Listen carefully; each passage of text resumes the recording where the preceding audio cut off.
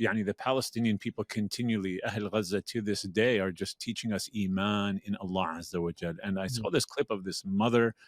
She was sweeping the streets of her bombed out home, and her response to this cameraman, I don't know if you saw the Shaykh Yasir, I'm going to ask Sajjad to bring it up. Wallahi, as if she filled my heart with Iman. And I want to play this clip, Sajjad, if we can do so. كل العالم اتفرج علينا، احنا بتفرجه، احنا اشرف شعب في العالم، اقلها طفل فلسطيني بس واكبر حاكم عربي، بدناش حد يصورنا، احنا الله معانا، كل العالم مع اليهود لكن احنا الله معانا، كل ابواب انفتحت لبني صهيون وسكر الجبال الفلسطينيه، لكن باب الله معانا، النصر إلنا، النصر إلنا، بدناش اي واحد يعطف علينا، معانا الله. الله قال في القرآن لنبلونكم بشيء من الخوف والجوع ونقص من الأموال والأنفس والثمرات وبشر الصابرين. Well, Akbar Shaykh Yasir, like you see this woman, as this, you hear her reciting these ayat and saying Allah from a heart that is going through all of these challenges, but is still filled with Iman. And she's like shaking us. And, here we're watching what's happening and we're getting shaken. Our faith is, starting to crumble here and there. Why is Allah allowing this? And then someone in the midst of the fire is saying, Allah. No. And we're like, Ya Allah. Yes. It's incredible, these people. What strikes me about that clip is, and the word that just jumps out is izzah, dignity and honor. And the reason being is because, think of your own beloveds, your mother or your wife who's holding a similar broom method. And it's a very personal thing, to be taking care of your personal space. It's not something that's meant to be or even desire to be exposed to the outside world. Not that there's anything shameful a'udhu billah about it, not at all. It's a very honored, thing. But it's the idea here is that she's doing something. She's effectively in the middle of her personal space, taking care of her space, her children, and there's this camera, and there's something very invasive about that. Not to say that this person was trying to invade her space, but the fact that she had this honor is just oozing from her. Yeah. And it's almost as if lisanu haliha, like the lisanu haliha means that like what her essence is expressing is, you will never abase me. There's nothing you can't strip me of anything that will result in me being a lowly person. So you can take my home, you can take my family, you can take my kids, you can take my clothing, you can take everything, but I'll always be aziza. I'll always be a person of dignity, a person of honor, because Allah, as you mentioned, Allah.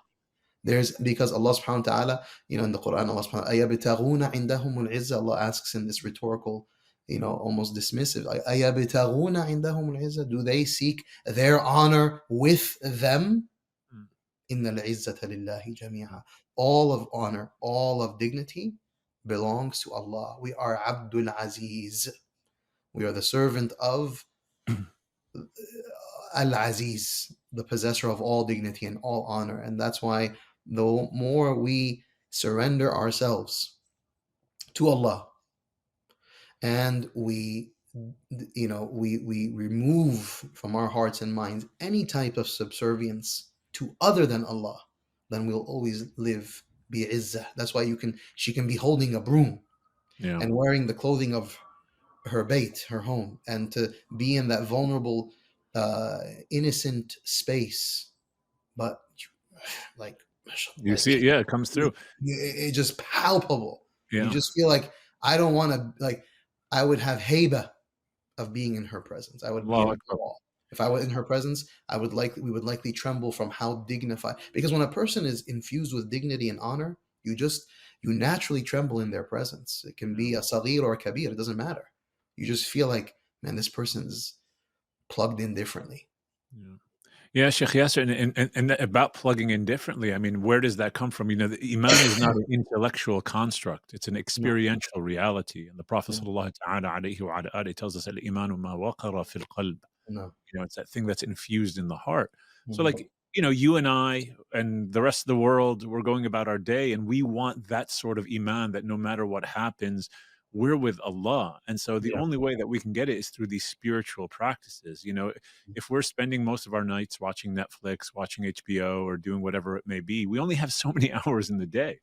So if Mm. we're always consuming, we're going to be filled with that which we're consuming, and most of it is junk. Yeah. It's like zina, Mhm. stealing, lying, backbiting, and so my whole, psycho awareness becomes of those things, and I see the Yeah. world through those things. But if I'm at home and I'm going to make sure for 1 hour a day I'm Yeah. in the remembrance of God. I'm reading from the Quran al-Kareem. I'm sending prayers upon the Prophet sallallahu ta'ala alayhi wa ala alihi. I'm consuming Yeah. beautiful spiritual raw material that is then going to fill my heart and give me the opportunity to be like this woman. And we have to have the izzah back of our deen. You know what I do, Sheikh Yasser? I'll just tell you, then I'll give it to you. Like, my kids and I would go to the gym together. We go to the same MMA gym, and I make sure that we are at the gym at Maghrib time because their class starts shortly before Maghrib time. Because I want Mm. my kids to openly do salah with their father in front of the gym Mm. because I know it's uncomfortable to them. Mhm. You Mhm. know, they've Mhm. got their buddies in the gym, and the kids are very good at MMA. So when they get in there, they're like, but as we're praying, people are watching and they're seeing us. Yeah. And initially, a few of my kids were like, Baba, can you please make the salah short? And I'm like, no, Yeah. we are doing our salah and we're doing it here for the whole world to see because you have izzah, not in what you can do in that gym. It's through Mhm. that connection with Allah subhanahu wa ta'ala. So we have to go through these practices